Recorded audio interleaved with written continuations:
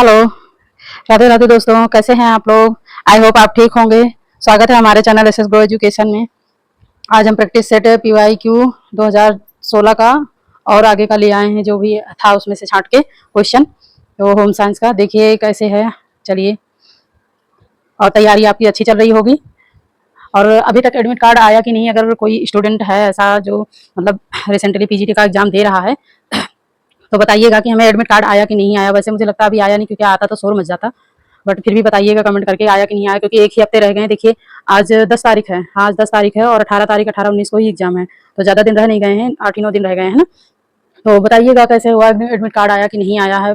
और अभी इस पर कुछ अभी डेट नहीं आई हुई है, तो थोड़ा वो लग रहा है, लेकिन भगवान करे कि अच्छे से एग्जाम हो जाए आप लोगों का फाइनली, है ना। उम्मीद तो यही है, सबको यही लग रहा है कि एग्जाम होगा। अभी सस्पेंस में है, कुछ कुछ आयोग की तरफ से आया नहीं है। और वीडियो तो बहुत सारे बनते रहते हैं इस पे। आयोग का आ गया है गठन, आयोग ने जारी कर दिया है नोटिस, आयोग ने निकाल दिया है एडमिट कार्ड। पता नहीं कैसे कैसे लोग हैं, ये बेफजूल के मतलब बातों का बना के वीडियो ले आते हैं टाइम खाने के लिए। इनके पास और कोई काम ही नहीं है, बस आयोग आयोग करके पता नहीं कितनी वीडियो इस पे बना डालो, कितना बेवकूफ बना बना के लोगों को टाइम खाते रहते हैं। चलिए खैर, आप लोग इन सब चीज़ों पर ध्यान मत दीजिएगा। कोई चीज़ होगा तो शोर मची जाता, पता चल ही जाएगा खुद ही। और आप सरकारी.com पे आप ऑफिशियल उस पर चेक करा करें, आप ऐसे फालतू फालतू की वीडियो पे मत पड़ा करें। ठीक है, चलिए, आपका कीमती भी टाइम बहुत कीमती है। देखिए, चलिए हम समय को ना खाते हुए चलते हैं, हम अपना प्रैक्टिस सीरीज शुरू करते हैं। ठीक है, चलिए, माँ सरस्वती को नमन करते हुए हम अपनी क्लास को आरंभ करते हैं। चलिए, पहला क्वेश्चन है जननिक। पहला क्वेश्चन है जननिक सूचनाएं स्थानांतरित करता है। जननिक डैश डैश जननिक सूचनाएं स्थानांतरित करता है। तो जननिक सूचनाएं कौन स्थानांतरित करता है? ए ऑप्शन है टेराटोजेन, बी ऑप्शन है क्रोमोसोम्स, सी ऑप्शन है प्लेसेंटा, और D option RH factor. RH factor तो आप जानते हैं, RH फैक्टर वो है जो कोशिकाओं के नाभिकी में पाए जाते हैं, है ना। और ये RH फैक्टर क्या है कि ये हमारे ब्लड निगेटिव है, RH निगेटिव है या RH पॉजिटिव है, इस बात का पता चलता है इससे, है ना। ये प्रेगनेंसी के टाइम ये चेक किया जाता है कि RH आपका निगेटिव है या पॉजिटिव है, कैसा है, मतलब माँ के कैसे हैं, रक्त जो है किस ब्लड ग्रुप का है। ठीक है, ये पता करते हैं। ये तो RH फैक्टर उससे हो गया। प्लेसेंटा, प्लेसेंटा वो है जो गर्भाशय में पाया जाता है। प्लेसेंटा एक अस्थायी अंग है ना। ये एक अस्थायी अंग है। प्लेसेंटा के द्वारा ही बच्चे को क्या है कि पोषण और आहार मिलता है ना। पोषण और आहार और ऑक्सीजन वगैरह क्या है कि बच्चे को मिलता है प्लेसेंटा के माध्यम से ही, है ना, प्राप्त होता है। तो प्लेसेंटा नहीं होगा, इसमें क्या होगा? क्रोमोसोम्स। इसमें क्या होगा? क्रोमोसोम्स। ठीक है, क्रोमोसोम्स क्या है? क्रोमोसोम्स एक गुणसूत्र है ना। ये गुणसूत्र है, तो गुणसूत्र ही तो पाए जाते हैं और ये स्थानांतरित होते हैं। ये गुणसूत्र क्या होता है? DNA और मतलब उसका प्रोटीन के बने होते हैं गुणसूत्र। ये DNA प्लस प्रोटीन के बने होते हैं। ठीक है, ये धागे जैसी संरचना होती है गुणसूत्रों की। ऐसे करके धागे जैसी संरचना होती है इनकी, है। ऐसे ऐसे करके धागे जैसी इनकी संरचना पाई जाती है गुणसूत्र की। ठीक है, तो क्या होते हैं स्थानांतरित? गुणसूत्र। यह एक आनुवांशिक है। ये हमारे माता पिता द्वारा जो 40 गुणसूत्र 23 गुणसूत्र प्राप्त होते हैं, टोटल 46 होते हैं, जो हमें माता पिता को के एक विरासत के रूप में मिलती है ना। 23 गुणसूत्र मिलते हैं। ठीक है, 23 गुणसूत्र मिलते हैं पूरे। चलिए, नेक्स्ट क्वेश्चन है अल्बर्ट बंडूरा ने ज्ञात सिद्धांत विकसित किया है। अल्बर्ट बंडूरा ने क्या ज्ञात विकसित किया है? ज्ञात सिद्धांत विकसित किया। ए ऑप्शन है सही है, बी ऑप्शन है गलत है, सी ऑप्शन है असंबंधित है, डी ऑप्शन असंगत है। तो अल्बर्ट बंडूरा ने, ये गलत है। देखो, ये ऑप्शन क्या है? गलत है। अल्बर्ट बंडूरा ने ज्ञात सिद्धांत नहीं दिया है। अल्बर्ट बंडूरा ने कौन सा सिद्धांत दिया है? सामाजिक अधिगम सिद्धांत दिया है ना। सामाजिक अधिगम सिद्धांत। ठीक है, सामाजिक अधिगम सिद्धांत दिया है, जो उस पर क्या कहते हैं, मॉडलिंग। हाँ, मॉडलिंग, अनुकरण, अवलोकन और मॉडलिंग पर इन्होंने विशेष जोर दिया है। बच्चे कैसे सीखते हैं? अनुकरण के माध्यम से, देख कर, सीख कर। मॉडल इन्होंने प्रस्तुत किया था ना, एक मॉडल उसका बनाया था, ताड़ी टाइप में क्या बनाया था, तो उसका मॉडल इन्होंने विकसित किया था, तो बच्चे सीखते हैं। ठीक है, ये है जो है अल्बर्ट बंडूरा का। ठीक है, अनुकरण। चलिए, नेक्स्ट क्वेश्चन है बहाने बनाना, सच की जगह कोई स्वीकार कारण देना को कहते हैं। मतलब बहाने बनाना कि ये ऐसा नहीं वैसा हुआ। चलो, इसमें ऑप्शन क्या होगा? सामाजिकरण, बी ऑप्शन है युक्तिकरण, और सी ऑप्शन है संरचना, डी ऑप्शन इनमें से कोई नहीं। तो बहाने बनाना क्या है? युक्तिकरण। जैसे कहते हैं अंगूर खट्टे हैं, वो क्या, जिराफ अंगूर खाने जाता है और उसको अंगूर नहीं मिलते ही नहीं, पहुंच ही नहीं पाता, तो क्या कह दिया कि अरे अंगूर तो खराब ही है, खट्टे हैं, क्या ही खाना। अब जब मिला ही नहीं तो करेगा क्या? युक्तिकरण है, मतलब, है ना, युक्तिकरण है, बहाने बना लिया। तो वही चीज है, जैसे एक रक्षा तंत्र है, है ना। एक रक्षा तंत्र है। ठीक है, जो है जैसे किसी व्यक्ति कोई एक व्यक्ति है दूसरे व्यक्ति से नफरत करता है या उसे पसंद नहीं करता है, है ना, उससे बात नहीं करना चाहता, तो उसके बारे में ये नहीं कहेगा कि मैं तो इससे मैं नाराज हूँ या नफरत करता हूँ, ये मुझे पसंद नहीं। वो ये कहेगा अरे ये तो ऐसे ही है, इसका ये नेचर है। उसके बारे में गलत अफवाहें बताना, गलत चीजें स्वीकार करके अपना अपना खुद को बचाना, अपनी रक्षा करना। ठीक है, चलिए नेक्स्ट क्वेश्चन है। नेक्स्ट क्वेश्चन है, जब बच्चे बड़े होने लगते हैं तब वे अपने जननेंद्रिय के बारे में अधिक रुचि दिखाते हैं, उस अवस्था को कहते हैं। उस अवस्था को कौन सी जननेंद्रिय अवस्था, कौन सी अवस्था है? ए ऑप्शन है मुखावस्था, बी ऑप्शन है गुदावस्था, सी ऑप्शन है लिंग अवस्था, डी ऑप्शन है अव्यक्तता अवस्था। तो इसमें क्या होगा? लिंग अवस्था। जननेंद्रिय से है तो ये होगा लिंगी अवस्था। ठीक है, लिंगी अवस्था। चलिए नेक्स्ट क्वेश्चन है। नेक्स्ट क्वेश्चन है प्रसव प्रक्रिया के समय ऑक्सीजन की पर्याप्त आपूर्ति होने से, अपर्याप्त आपूर्ति होने से मतलब कि प्रसव के समय, डिलीवरी के समय ऑक्सीजन की कमी हो जाती है, ऑक्सीजन की पूर्ण रूप से पूर्ति ना होना, तो क्या कहते हैं? ए ऑप्शन है अनोक्सिया, बी ऑप्शन है अल्ट्रासाउंड, सी ऑप्शन है अनियोसेंट्रेसिस, और डी ऑप्शन है फेटोस्कोपी। ठीक है, तो इसमें ऑप्शन क्या होगा? अनोक्सिया। एनोक्सिया इसलिए कहते हैं क्योंकि इसमें क्या है ना, एनोक्सिया का मतलब ये है कि ऑक्सीजन की पूर्ण अनुपस्थिति, है ना, कमी, मतलब ऑक्सीजन की कमी होना। ठीक है, ऑक्सीजन की कमी, पूर्ण रूप से कमी कब समझी जाती है? जैसे क्या कहते हैं, प्रसव हो रहा है और ऑक्सीजन की पर्याप्त मात्रा उसको नहीं, मतलब पेशेंट को पहुंच पा रही है। ठीक है, और उदाहरण के तौर पे मैं समझा दूं, जैसे कोई व्यक्ति पानी में डूब जाता है या दम घुटता है, तो उसका क्या होता है? ऑक्सीजन की पूर्ण रूप से कमी हो जाती है ना, उसको मिल नहीं पाता है, तो वो होता है एनोक्सिया। ठीक है, उसको एनोक्सिया ही कहते हैं, ऑक्सीजन का कमी हो जाना। चलिए नेक्स्ट क्वेश्चन है, खट्टे अंगूर प्रतिक्रिया यह किसका विलोम है? खट्टे अंगूर प्रतिक्रिया यह किसका विलोम है? ए ऑप्शन है समाजीकरण, बी ऑप्शन है रचनात्मक नाटक, सी ऑप्शन है यौक्तिकरण, और डी ऑप्शन उदात्तीकरण। तो क्या होगा? यौक्तिकरण। मैंने पहले ही बता दिया, खट्टे अंगूर मतलब कि अंगूर खट्टे हैं, वो बताना, बहाने बताना, ना मिल पाना क्या है? युक्तिकरण है। ए ऑप्शन है। चलिए नेक्स्ट क्वेश्चन है, जन्म के समय बच्चे के मांसपेशियों का वजन उसके वजन से के होता है डैश डैश। बच्चे के जन्म के समय बच्चे के मांसपेशियों का वजन उसके वजन के डैश होता है। उसके वजन से कितना वजन होता है बच्चे का वजन? ठीक है, ए ऑप्शन है 20 से 25%, सी ऑप्शन है 30 से 40%, बी ऑप्शन है 30 से 40%, सी ऑप्शन है लगभग 50%, डी ऑप्शन है 70%। देखो जो उसमें बुक में स्टार्टिंग दिया है ना, उसमें दिया है 25 से 30%। ठीक है, 30%, लेकिन इसमें 25 से 30 दिया नहीं, 20 से 25 दिया या 30 से 40 दिया। तो इसमें क्या होगा ऑप्शन? इसमें जो दिया हुआ था 20 से 25 दिया था। ठीक है, वैसे तो 25 से 30 होगा। चलिए नेक्स्ट क्वेश्चन है,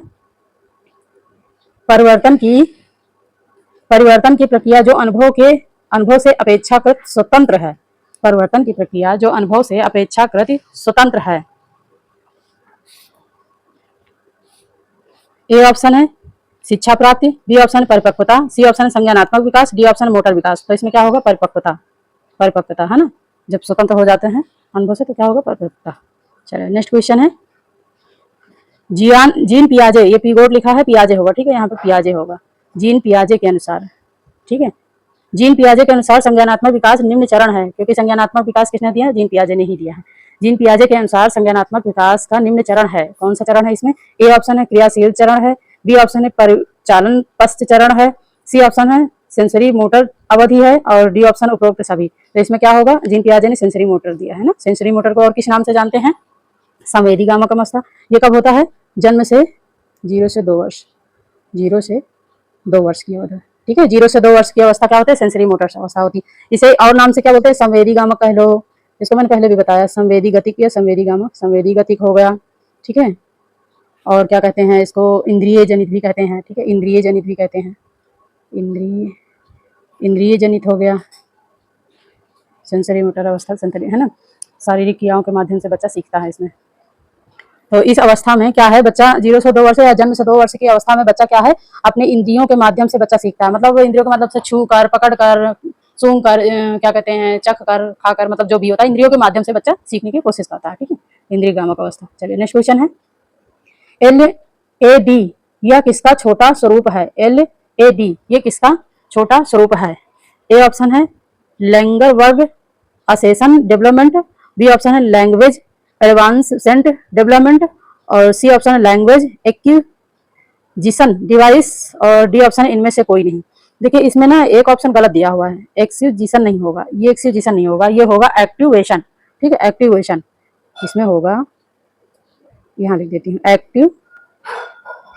एक्टिवेशन, ठीक है, एक्टिवेशन डिवाइस, डिवाइस लिखा है एक्टिवेशन डिवाइस, ठीक है, तो यही होगा option LAD, language activation device, ठीक है, ये है इसका। चलिए नेक्स्ट क्वेश्चन है, मनोविश्लेषणी सिद्धांत किससे प्रस्तावित किया? मनोविश्लेषणी सिद्धांत किसने प्रस्तावित किया? किसने प्रस्तावित किया? ए ऑप्शन है मेरी एक्स बर्गर ने, और बी ऑप्शन है बोलवी ने, सी ऑप्शन है पी गेट ने, और डी ऑप्शन है फ्रूड ने। फ्रूड नहीं होगा, यहाँ पे फ्रायड होगा, ठीक है, फ्रायड होगा, क्योंकि मनोविश्लेषणात्मक सिद्धांत किसने दिया? फ्रायड ने दिया है, ठीक है, यहाँ पे क्या होगा? फ्रायड, फ्रायड, सिगमंड फ्रायड ने दिया है ना, तो ये ऑप्शन क्या होगा? सिगमंड फ्रायड, ठीक है, सिगमंड फ्रायड ने मनोविश्लेषणात्मक सिद्धांत प्रस्तुत किया है, जिसमें इड, ईगो, सुपर ईगो ये सब है। चलिए नेक्स्ट क्वेश्चन है, हमारी मूल जरूरतों को भिन्न तरीकों से तृप्त कराने जो हमारे व्यक्तित्व या यथार्थवादी भाग होता है, यथार्थवादी भाग होता है। ए ऑप्शन है इड, कामत्व हो गया, या बी ऑप्शन अहम, अहम को ईगो भी कहते हैं, सी ऑप्शन है पराअहम मतलब सुपर ईगो, और डी ऑप्शन है मार्तरति, मार्तरति तो कोई होता नहीं है, तो इसमें क्या होगा? Id, ego, super ego. Id, ego, super ego में से कौन सा है जो हमारे मूल जरूरतों विभिन्न तरीकों से तृप्त कराने और हमारे व्यक्तित्व और यथार्थवादी, देखो ये ध्यान रखना, व्यक्तित्व और यथार्थवादी भाग को बताता है।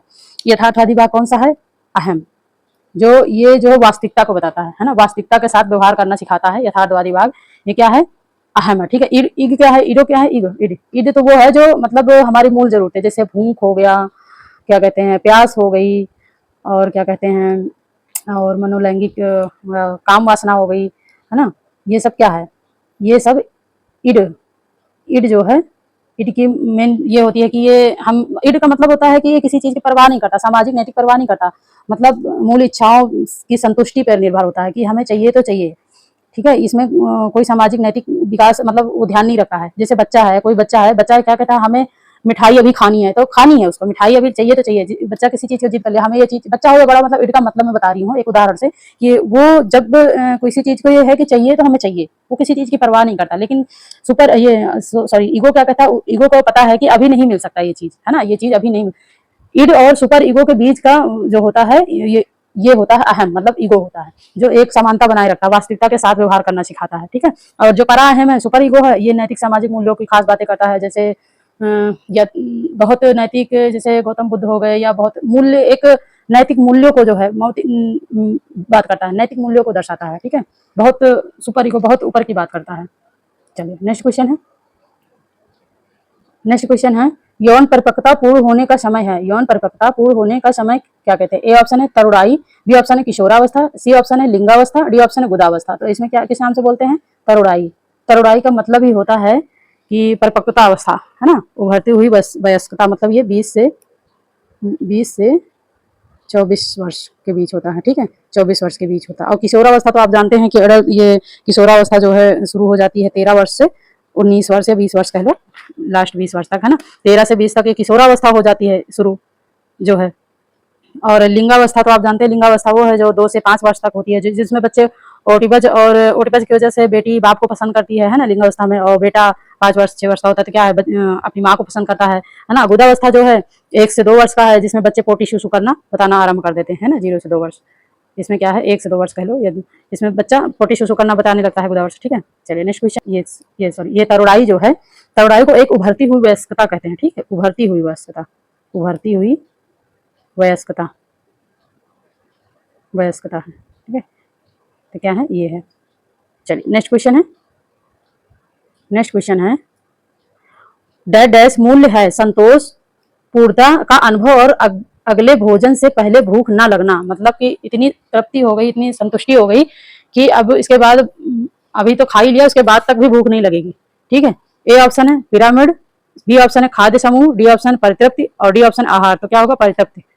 जैसे किसी चीज से कहते नहीं अब तृप्ति हो गई, अब संतुष्टि हो गई, पूरी तरह से एकदम से तृप्त हो गए, छक गए, तो अब जरूरत ही नहीं है, तो क्या है? ये परितृप्ति। चलिए नेक्स्ट क्वेश्चन है, चलिए नेक्स्ट क्वेश्चन है, डैश डैश स्रोत कम वास्तविक होते हैं और आसानी से निर्धारित नहीं किए जा सकते। कौन से ऐसे स्रोत हैं कम वास्तविक है और आसानी से निर्धारित नहीं किए जा सकते? ए ऑप्शन है मानवीय, बी ऑप्शन है, ए ऑप्शन है अमानवीय, बी ऑप्शन है मानवीय, सी ऑप्शन है समुदाय, डी ऑप्शन है उपयुक्त सभी। तो इसमें कौन सा होगा? मानवीय। देखो मानवीय स्रोत जो होते हैं वो वास्तविक तो है लेकिन कम वास्तविक है, मतलब वो अंदर है, इंसान के खुद के अंदर होते हैं, वो आसानी से दिखाए नहीं जा सकते, आसानी से व्यक्त नहीं किए जा सकते। जैसे किसी की इच्छा है, किसी का समय है, किसी की रुचि है, इंटरेस्ट है ना किसी चीज पे, तो वो कैसे व्यक्त करेगा? कोई चीज कार्य करेगा तभी वो दिखाएगा ना अपने इंटरेस्ट को, अपनी इच्छाओं को दर्शाएगा। तो वास्तविक तो है लेकिन वो क्या है कि अच्छे से निर्धारित या अच्छे से व्यक्त नहीं किए जा सकते, है ना। तो मानवीय साधन, चलिए समझ में आ गया होगा। चलिए नेक्स्ट क्वेश्चन। नेक्स्ट क्वेश्चन है, घर संचालन डैश डैश के पास जो है उसका उपयोग डैश को क्या चाहिए वो पाना। तो ए ऑप्शन है आप, बी ऑप्शन है हम, सी ऑप्शन है वे, डी ऑप्शन उपयुक्त सभी। क्वेश्चन कैसे बनाया? चलिए, घर संचालन है आपके पास जो है उसका उपयोग कर आपको क्या चाहिए वो पाना है, तो इसमें ऑप्शन क्या होगा? आप ही होगा, आप ही परफेक्ट बैठ रहा है, ठीक है, आप होगा। चलिए नेक्स्ट क्वेश्चन है, संचालन प्रक्रिया का पहला कदम है। संचालन प्रक्रिया का पहला कदम कौन सा है? संचालन कहते हैं, संचालन कहते हैं। तो ए ऑप्शन है नियंत्रण, बी ऑप्शन आयोजन, सी ऑप्शन है संगठन, डी ऑप्शन है कार्यान्वयन। ये सबको पता है कि पहला चरण कौन सा होता है? आयोजन। योजना करना या आयोजन करना, ये संचालन का पहला उद्देश्य होता है ना। पहले अपने उद्देश्यों को समझना, योजना तैयार करना, है ना, जानना क्या है योजना तैयार करना। चलिए नेक्स्ट क्वेश्चन है। क्वेश्चन है, वो प्रक्रिया है जहां अनेक पर्यायों में से एक क्रिया विधि का चयन होता है। वो डैश डैश वो प्रक्रिया है जहां अनेक पर्यायों में से एक क्रिया विधि का चयन होता है। ए ऑप्शन है आयोजन करना, बी ऑप्शन है प्रतिनिधान करना, सी ऑप्शन है संचालन करना, डी ऑप्शन है निर्णय लेना। तो कौन सा प्रक्रिया निधान है जो पर्यायों के एक क्रिया विधि का चयन करता है? निर्णय लेना। ऑप्शन क्या है? निर्णय लेना। निर्णय लेना वो प्रक्रिया है जहां अनेक पर्यायों में से एक क्रिया विधि का मतलब चयन करता है। एक क्रिया, जैसे हम ऑप्शन ढूंढते हैं कि ये कार्य हुआ कैसे हुआ, कारण ढूंढते हैं ना, किसी कार्य हो गया, किसी कार्य के होने गलत सही का कारण ढूंढते हैं, तो उस कारण को एनालिसिस करते हैं, फिर उसके बाद देखते हैं कि ये किस कारण हुआ, फिर किसी एक ऑप्शन पे जाते हैं, या किसी योजना आयोजन नियंत्रण संगठन जो भी होता है, तो योजना तैयार करते हैं, फिर योजना को तैयार करने के बाद जो कार्यान्वयन करते हैं, कार्यान्वयन करने के बाद फिर क्या करते हैं? निर्णय लेते हैं कि ये कार्य को करना है और कैसे करना, कोई एक ऑप्शन को चूज करते हैं ना, निर्णय लेते हैं एक ऑप्शन को। तो क्या है? एक क्रियाविधि का चयन करना, निर्णय लेना, ठीक है। चलिए नेक्स्ट क्वेश्चन है, जिस कार्य में अपने पैरों का उपयोग होता है उसे कौन सा प्रयास कहते हैं? उसे दृष्टि नहीं, पैरों का उपयोग हो रहा तो आंखों का प्रयोग होता तो दृष्टि से होता, धड़ मतलब हृदय से हो गया, हस्त हाथों से हो गया, पादिप होगा, ठीक है, पादिप पैरों का प्रयास होता है तो पादिप होगा, पैरों का उपयोग होता है उसे पादिप प्रयास कहते हैं, पैर ही होगा, पादिप का मतलब पैर ही है, ठीक है, पैर। चलिए नेक्स्ट क्वेश्चन है। नेक्स्ट क्वेश्चन है, सभी भौतिक चीजें और सेवाओं से पाए गए संतोष को कहा जाता है कहा जाता है, ये कैसी आय है? कहा जाता है कैसी आय है? सभी भौतिक चीजों से सेवाओं से पाए गए संतोष को कहा गया आय है। कौन सा आय है? ए ऑप्शन मानसिक आय है, बी ऑप्शन है धन है, सी ऑप्शन वास्तविक आय है, डी ऑप्शन है परिवार है। तो ये कैसा है? एक मानसिक आय है, ठीक है। मानसिक आय इसलिए है क्योंकि इसमें देखो, अगर भौतिक सिर्फ जोड़ते तो वास्तविक हो जाता, लेकिन इसमें क्या संतोष भी जोड़ दिया गया ना, पाए गए संतोष को कहा जाता है। अगर संतुष्टि होगी तो क्या होगा? मानसिक आय आ जाता है ना, जहाँ पे हर चीज से संतुष्टि प्राप्त हो गई वहां पे इंसान को मानसिक आय कहा जाता है, सेवाओं से मानसिक आय प्राप्त होता है, ठीक है।